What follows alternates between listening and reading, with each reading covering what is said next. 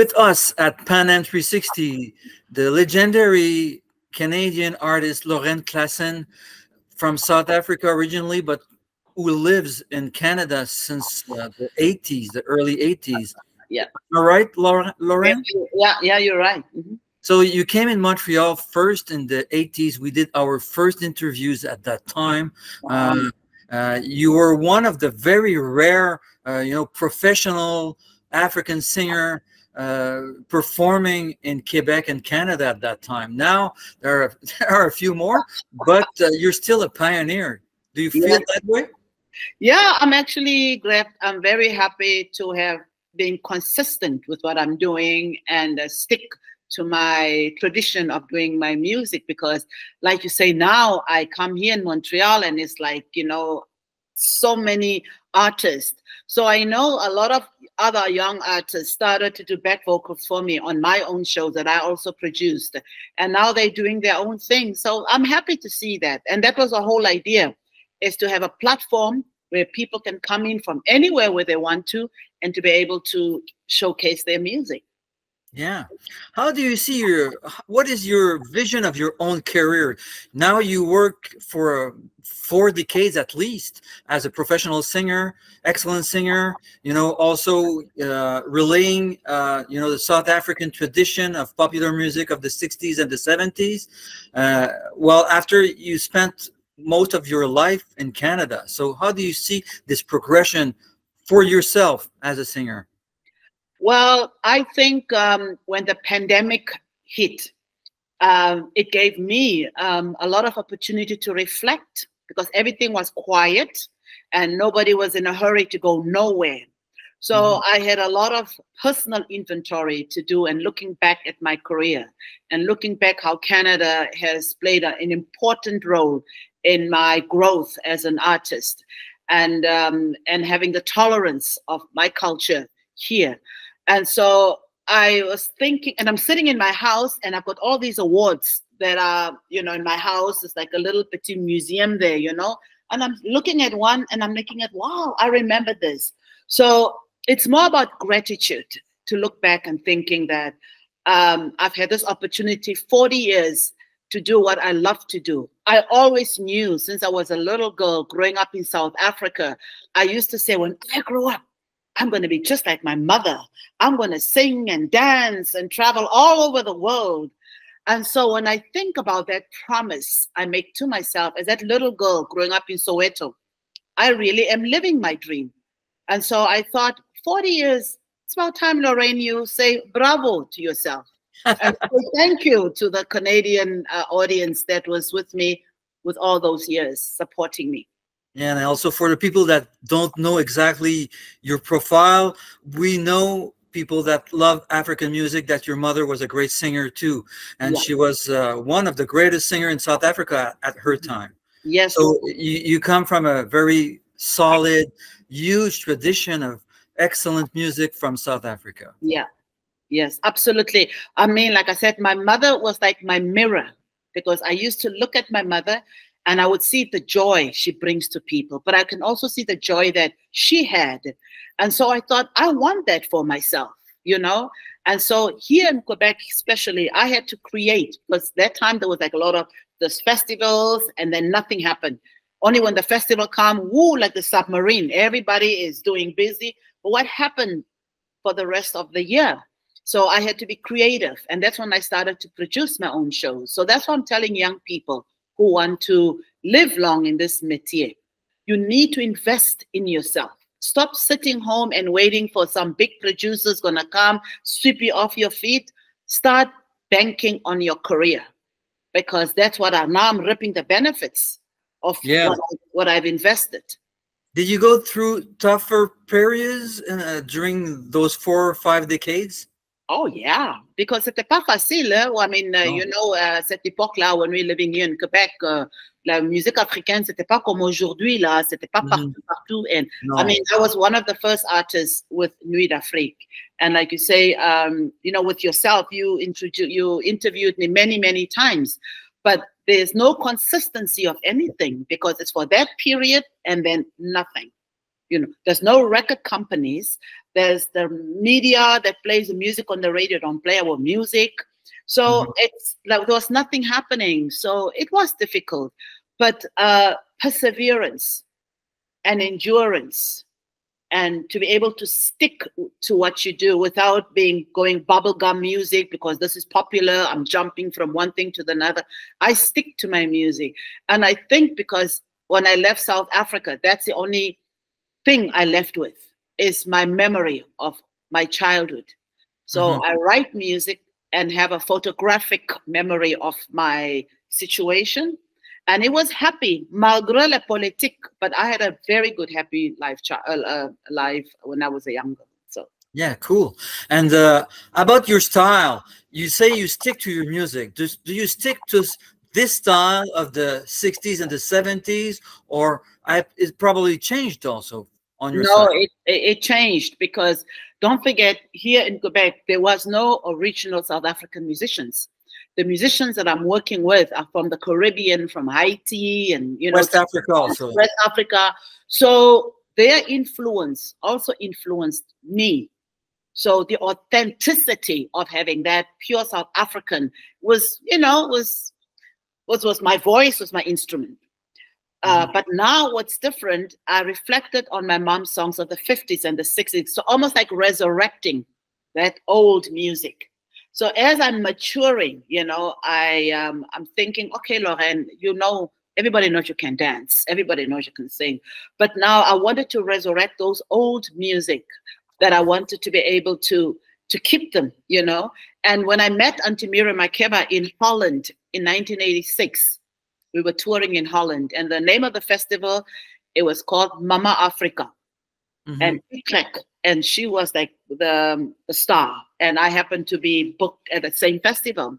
And because she knows my mom, she knows me as a little girl when they left to go to London, England in 1961. Yeah. A musical called King Kong. Yeah. So that's where all the great artists at that time, that's where Harry Belafonte came in. Yeah, Miriam was a back vocal for Harry Belafonte first. Yes, but he got her from that King Kong. But my mother came back to South Africa, but Auntie Miriam never came back. So when I saw in Holland, I was like, Auntie Miriam, everybody called me the young Miriam Makeba because I do it, and I do it, all my Xhosa songs and all these beautiful things. I'd love to record your music someday. And I remember she said, my baby, you just do it, but do it your way. And so when she passed away, I thought, wow, I remember this conversation. And I said, I have to do something. I gave my word and I got a permission and a clearance to do it. And I was very happy because that's her CD that really got me the Juno. So now, you got a Juno at least, and many other prizes and recognition. You're widely recognized and respected in all over this country. Yeah. So, and also probably you came back in Africa to perform. Yes, actually, after the show, I'll be going to South Africa. I was there last year because I'm working with some collaborations of that same generation. I want, before they pass, I want to have something, a legacy of them. And also, it's like putting bread on these people's table because so many of them are withering away. And I thought to myself, no, Lorraine, do something, not just hearing or talking about their music, but let them be part of it. So their voice, like my mom passed on, but her voice remains with me. And, so I wanted to do something like that. So this is what I'll be doing when I go to South Africa now. And I'm looking forward to it. Are you going with your band? No, I'm going with my producer. My producer's Mongezi Chris Ndaka. He's also from South Africa. He used to be Lucky Dube's guitarist. Lucky Dube, the guitarist. Yeah, and he'll be performing. He's coming in from Washington, D.C. So he'll be at the concert performing. So it's with him that I'll be able to, and he's a good reminder of Lorraine. That's the direction I think you should go. So I needed to have somebody who can also, let me know which direction I need to take. So I see. And so you're going to have a band there? You will meet some other musicians in Africa? Oh, in South Africa, I've got my regular guys. Yeah, I mean, and it's so funny. The same music I perform here with my local musicians here, I perform in South Africa, and it's completely different. Mm-hmm. The feel, Oh yeah, it's not, well, because it's ours, and they know when I make a move or when I make a gesture, they understand me. My musicians here, they've got to know me that way too, you know. But there's two different feels that I'm having. But I'm happy that I can still have that. you can have both. You have the North American feel and the African feel. And who's playing with you right now? So right now, I don't hear you. Oh, what happened? Oh, okay. I think I touched something. Right now, I've got a great musicians, and I'm very loyal. My bass player, Andre Whiteman, has been with me for more than 30-something years. Yeah, I remember his name. Yeah, Andre. Remember, they have their own group called Jab Jab, but they've been with me. So he was in Jab Jab too. Yes, yeah. Still in Jab Jab, I suppose. It still is, because that's what I'm saying, is that's their thing too, you know. So he's there, the bass player. Noel and Piazza is from Congo. He's been playing, also recording on my music. I have Asan Sek, who plays with everybody. But Asan Sek's story is unique because he was still in Senegal, and his dad used to play congas for the Jubilation Choir, tall black guy, yeah. With Trevor Payne. Yeah, with Trevor Payne, yeah. So his dad said to me one day, Lorraine, my son is in Senegal, and I want him to come to Canada. And there's no artist I want him to play with but you. I've got great respect for you. And I'm like, yeah, everybody, of course, love their children, you know, whatever. And it could be something wrong. Well, you know, it's just that everybody think their kids are good. Some of them like us. We do too. We do so. Yeah. And so when our son came, he was a shy young man. So I gave him my music, and let me tell you, I call him my Jimi Hendrix. Oh yeah. He can play anything and everything. And so everybody wants him. So he's playing for everybody, which is fine. And then I'm having Medat. It's going to be on keyboards, piano keyboards. He's been also playing with me for a little while. But these musicians all have their own thing. Mm-hmm. You know, they have their own, they're doing their own thing too. So when we get but with you, they have a special sound. Your sound. Oh yeah. And your sound has changed, as you said, but you took some influences from those guys and from your very long journey. Finally, you spent most of your whole life in Canada. So you changed in a way. You're not totally African. You're not totally North American. You're both. Yeah, I'm both. But this is why my producer now wants to say, Lorraine, we have to now to come back. You've done that. Now let's figure something in the middle. Go back to that almost like very unclean, like strip off all these noise. So he wants, well, I could call it noise, but it's music. I mean, I know what you mean. Yeah, so it's more urban, like more flute, you know, to get more concertine in there. Very traditional, you know, he wants me to go that direction. So that's going to be maybe not at this particular concert, but in the future, until I get people who have that sound, the penny whistle, to get that true South African feel that I want. So that's the music I've been compiling. Yeah. I recorded some in South Africa with South African musicians, but I'd like to be able to someday perform it here. Okay, so there's going to be some Kwela and Bakanga and things like that. Yes, there you call it Kwela music and Bakanga music. There's going to be some. I'm paying tribute to my mom, so maybe 1 or 2 jazz. Oh yeah, South African jazz. A little summertime. Very cool. Because when I sing that song, it reminds me of my mother's voice. But you see, I don't do jazz. But once in a while, I throw it in there just to remember my mother. That's fine. So it's a very interesting mix. So it's going to be performed very, very soon, in a few days, in the context of the Black History Month. So what do you think about this celebration? You know, you're back in Montreal. Now you live in London, but we'll talk about that after. But you're back in Montreal to perform in the context of Black History Month. So it probably means something very important for you. Well, it does, but at the same time, going back to what I say, I don't like to be in the submarine. for me, Black History Month is every day. I mean, in a sense that it's not a uniform I put on February and then April and I take it off and then I'm something else. It's a way of life for me. Sure. So I'm happy that they have Black History Month because it gives a lot of people opportunities to come up and do these things. But then what happens in April? What do you call it? You know? To comprendre? It's like, what do you call it? Yeah, so, you know, for me, that's my take. And I don't want to make it light because a lot of black people, and not just in the art form, but in different forms, have contributed a lot. And it's the only time or this platform they can have to be able to share those things that they have done. So it's it's better than nothing. It's a wonderful way to getting people together and express ourselves. What does it mean? But for me personally, it's a great gig I'm going to be having during this time. But I want everybody to come, not just Black History Month. They're Black. Well, you know, it's for everybody that lives in the melting pot of Montreal. That's right. You know, more and more, we're more Montrealer and less a race or a culture or something.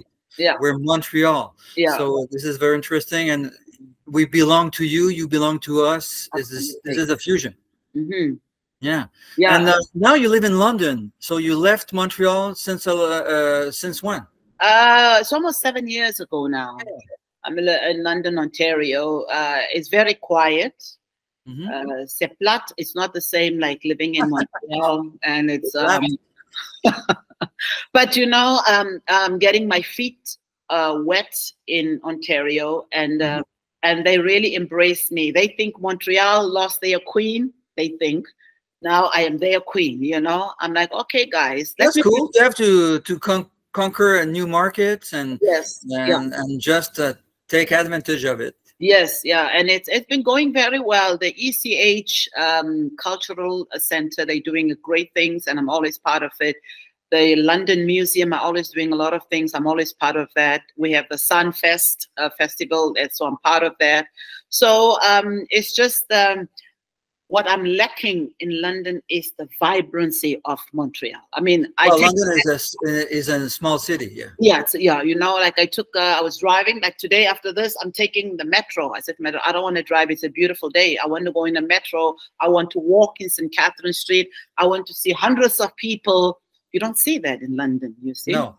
So I want to get a bit of that, take a bit of that in today before I go back to Excellent. So welcome back in Montreal, Lorraine Klaasen. Yes, merci beaucoup. And please come to the spectacle. It's the 10th of February, which is this Saturday at 8:30. We've got a great repertoire of music that we've put together for you. Let's celebrate. And thank you for having me. Thanks for having you in Pan Am 360. Okay.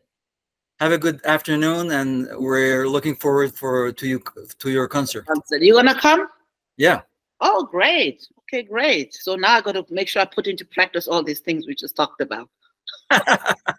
Okay. Have a good rest of the day. Thank you. Passe une bonne journée. Bye bye. Bye bye.